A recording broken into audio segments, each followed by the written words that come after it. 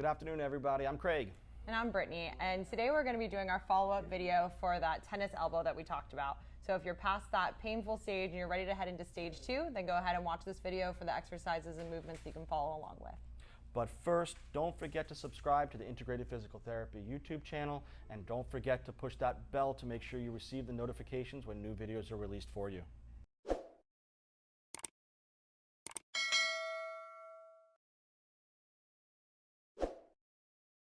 So once we've gotten past the acute nature of getting some of the overuse stuff done with the elbow, it's now time to move into phase 2. This is when we start getting into a little bit more active motion, a little bit more manual work, and Brittany's going to tell us a little bit about what we do in the beginning of phase 2 and as we move through it.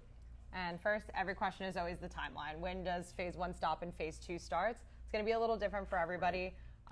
The 4 to 6 weeks is the general amount of time that you want to take out whatever that irritating activity is. So if it's tennis, taking out that tennis. But some people, if you're catching it early on, might recover quicker. Once you stop feeling that really acute pain that's aggravating you multiple times a day, then you can move into your phase 2. Okay, so let's say we're talking about Craig's right arm and he's having that pain pinpoint right in the outside of the elbow. He's tender when he touches. If he lifts the wrist up, he's kind of feeling it a little bit there. So this is what we're talking about with that tennis elbow lateral epicondylitis. We want to try and start out with the foam roller series, so I'll link the video there, and that's just to give you an overall better alignment. You're going to open up your chest, you're going to move your thoracic spine. That's going to give you a lot more flexibility and mobility in the muscles down the chain so that when we go and do these exercises, your body's primed and ready. Remember, what we're talking about here is treating your body as a whole unit, right? So tendinitis is an overuse issue. Because there's an underlying instability or underlying range of motion issue or an underlying something. So the foam roller series that we're going to link to this video will give you that overall feeling of opening up the chest, getting the shoulder blades back in place, working on the posture, and give us access to working these lateral muscles, these outside muscles of the form more appropriately. Because if we don't get the underlying root of the problem, all we're doing is putting a Band-Aid on this, and we're really not going to get to the root problem. Right, and so today we're going to talk about some things. Obviously the injury is a wrist extensor injury, but we're not going to ignore the wrist flexors either. So to start out with a little warm up, I'm just going to have Craig go ahead and go into a little stretch here. Now when he's pulling down the hand, perfect. So he's giving it a little bit of a C curve through the hand. That's going to put the biggest stretch on those wrist extensors. You don't want to go into the point that's really painful. You want to stop just when you feel it. So if he was a little bit more sensitive, then he'd just go into the stretch a little bit less. And then as it starts to loosen up, you can pull it in a little more and a little more. Because we're working on lengthening that tissue, I'm going to prescribe the stretches to start out a little bit longer than normal. So you're going to do about a 2 to 3 minute work of stretch on that part of the arm. When you're in your maintenance phase, and this is just something you're following up with down the road so that it doesn't happen again, then you can go into your 30-second rounds of stretches. For now, you're going to try and do a full 2 to 3 minutes. It doesn't have to be exact. You can rest a little bit out of it and then come back in, but spending enough time to actually get length through those wrist extensors. So remember, in the beginning, the acute phase, our body's in protection mode. So the muscles are going to shorten up. They're going to be in a slight contraction mode just to protect your body from additional pain. So as we get into a 2, 3, 4 minute stretch, very mild, gentle, easy stretch, we're going to get into fascial stretching. If we do it just for 10 seconds, 20 seconds, all we're doing is taking the muscle through a range of motion, which is very good. However, it's not going to change the length of the tissue. That fascia needs to be stretched for a minimum of 2 to 3 to 4 minutes is where it starts. Exactly, and I'm going to have Craig do the wrist flexors as well. So right now he was in extensors. You're going to feel that stretch to the top of the arm. As he flips the palm over, pulls the hands down, now he's going to feel the stretch a little bit more through here, correct? Right, absolutely. And same rule applies here. When you're in your maintenance phase, you can do your shorter stretches. When you're trying to mobilize, you can do shorter time. But to get actual length in the tissue, we're still going to get that 2 to 3 minutes here. Right. Easy ways to cheat here is if I bring my shoulder up, takes my shoulder out of place, my arm will turn in, I won't get it. I want to make sure that my shoulder's sitting down, that my shoulder blade is sitting down, and that I get that stretch where I'm looking for it. Perfect. And same rule here, you just kind of ease into it, meet the body where it's at.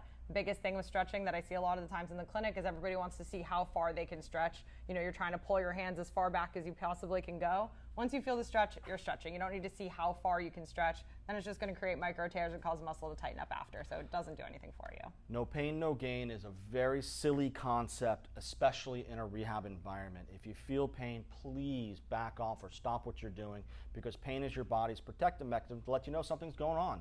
So back off, do it slow, do it gentle, take the time to heal appropriately. So for the sake of the video and kind of where we have everything set up, we're going to switch over to Craig's left hand being the affected one, or left arm. So now again, he's having that pinpoint pain here. Same issue, just different arm on this side.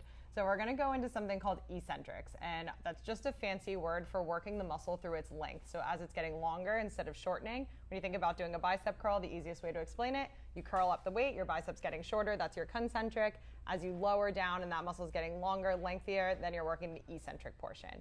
So eccentric work has a really, really good healing property for tendons. It kind of brings back some of those inflammatory cytokines, causes everything to start the healing cascade process all over again. And remember, a lot of the tendonitis happens because of the eccentric motion of those tendons. So if we're going to be playing tennis or golf or any of those motions or sports that have motions with eccentric stability in it, we want to train eccentrically to make sure that we are mimicking what we're going to be doing during our activities. Exactly. So I have Craig here with a 2-pound weight.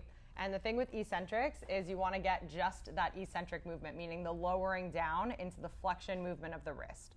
So I'm going to have Craig use his right hand in this case to help lift the weight up so that he's not actively having to use those wrist extensors to lift. Good, take it to the top, and then he's going to take at least 6 seconds as he slowly lowers that weight down. Make sure that you're not over gripping. It's a light dumbbell, but you're still going to feel it as you're going nice and slow on the way down. Just don't grip too hard, because that's going to irritate and activate those extensors as well. So notice how every time he's not just picking it up, I'm sure that he could, but he's not picking it up from the wrist to lift it back up. He's using the other hand to help bring that wrist up and then taking his time slowly lowering down, even to get to the point where maybe there's a little bit of a stretch there. And if this block or table, whatnot, is creating a lack of range of motion, just move your arm just a little bit further out. Keep the elbow stable, keep the forearm on the table or whatever it is you're using. At the end of the range, I'm feeling a nice, gentle, easy stretch there. I've known that I've reached the end of my range, and then I'll use my other hand to help lift, and then at least a 6-second eccentric, very slow movement all the way down. It's 2 pounds, it's very light, but even after a few repetitions here, I'm starting to feel it. Exactly, and you want to do these probably more on the every other day side. The stretches you can do daily, even multiple times a day if you want, but because this does really hit that specific tendon and it causes that eccentric loading, you do want to give it a day to rest in between before you go into the next one. Great. So the next thing that we can do is called a forearm smash. And in our office here, we sell these myofascial release balls. They come 2 balls in a bag, and they can be taken out of the bag, or what we've done here, or you can leave them in the bag. What we've done here is we've taken them out of the bag and we've used just some athletic tape and taped them together into what's called a peanut. But you can also do it within the bag. And we also have here one of Ryder's favorite toys. It's a bark ball, but what it is, it's nice and stable with a little bit of give, but it's got some little jagged edges to it. So it's a really nice way to get into this, into the tissue itself. So we'll put this one away for now, and we'll go through the smash work with Ryder's bark ball, and then we'll do it with the myofascial balls as well. So this is kind of a way to get some manual work without going into the clinic. So normally you'd go in, we'd probably do some soft tissue work, massage with some gel or some oil. This gives you the ability to still release that soft tissue, but at home on your own, so you don't have to go anywhere. You can do it from your desk, you can do it from your house. It's super portable, very convenient. So again, we're working on that left arm here, and he's taking the ball, he's giving a good amount of pressure all the way from the origin to the insertion, or as far as he can get. So he's working that whole from the elbow down to the wrist.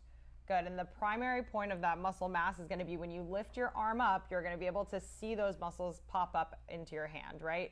That area is gonna be where you really wanna focus a lot of your attention to start, because that's gonna be your tightest, your stiffest area. Now you notice Craig's also kind of flipping up and down so that he's getting not only the wrist extensors on the top side of the arm, but as he comes down here and he's moving through it, he's getting those flexors as well. So he's getting mobility all around the elbow into the forearm. And I'm not pushing down too hard. I'm just a nice, gentle, easy press down into the ball. And what this does is it creates a nice blood flow into the area. The muscles are tender, they're sore, they're inflamed, they're upset with me. And what we're doing is we're letting them know that it's okay to move with resistance. We're providing good blood flow into the area. We're providing some good stretch to the area if we want to do that as well. And thank you to Ryder for allowing us to use her bark ball.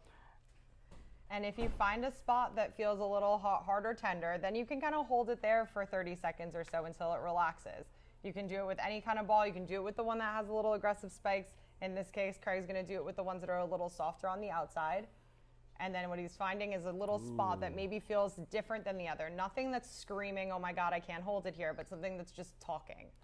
And I'm going to hold that spot for 3 to 5 minutes. And this is, again, the myofascial system that John Barnes talks about, finding that spot that's hot, hard, or tender, holding it and waiting for the tissue to melt. This is that line, that barrier point where the body's talking to us saying, hey, this is where I'm feeling resisted. I'm going to allow the tissue to soften and let go, almost like saltwater taffy, just stretching, or butter melting. And I'm going to, oh, there it goes, starting to feel that letting go. And I'm going to allow my wrist just to kind of move into it. And I'm just going to wait. And try to maintain even pressure. Don't, lean on it super hard for the first 10 seconds and then kind of come out of it and move back in. You want to try and keep it as even and steady as possible while you're giving pressure. All right, so the last part of the second phase here is going to be introducing some weight bearing, right? So all that means, like, you're standing on your feet, but now we're putting weight through the hands. So it's just the upper body that's getting weight. And what that does is it helps work on stability all the way from the wrist, elbow to the shoulder. If this is too painful and you can't tolerate it yet, then you can always wait until after you're able to get in this position without increasing your pain. But for now, let's say Craig's ready for it, so we're going to get into it. My hand position is a little different here. I've got my fingers up over the edge of this box. It allows me to have a little less range of motion in my wrist. If I wanted to bring my hands all the way back, I could do that. It does require to have more wrist range of motion. If that's too uncomfortable, you can use a towel under the palms, or you can bring your hands over to the side of the box or the step in which you're using. So there's always a way to modify to find the position that works for you. Sometimes it just takes some playing around. So first step, we're just going to get Craig in that position. So he's on his knees, which takes out a little bit of pressure from being in like a full plank position. Some of his body weight is distributed there, but you'll notice that he's leaning forward. So there is a good amount of weight through both hands. And you want to try to make it even. So does that feel like you're 50-50 in the arms there? Yep, 50-50. Perfect. So you can even start out with just some simple weight shifts back and forth just to kind of warm up. Good, taking the weight from back into the knees, forward into the hands. If you're able to tolerate it, getting all the way through for that full wrist extension. I can turn my wrists out a little bit to make it a little less invasive in the wrist if I really wanted to. And the goal is ultimately, once you get past that modification, if you are forward, once you notice that that's feeling easy, make sure that you don't just always stay there. Eventually, you do want to take it back and advance the movement. Right. The exercise that we're going to do is actually talking a little bit higher up in the shoulder blades, because we're going to be activating your serratus anterior. And you'll see that Craig's doing, it looks like he's doing a push-up, but without any work coming from the elbows. So the shoulder blades are coming together as the chest drops down, and then the shoulder blades are coming apart as he pushes away. Perfect. And if you ever see like boxers, sometimes look like they have a second set of rib cages because they have a crazy muscle on the side. That's one of the muscles that we're talking about here. And again, because we're putting weight through the arms, we're creating stability up the chain all the way into the shoulder. And I'm just changing my hand position here just to demonstrate different ways to get different aspects of the same muscle just from different angles.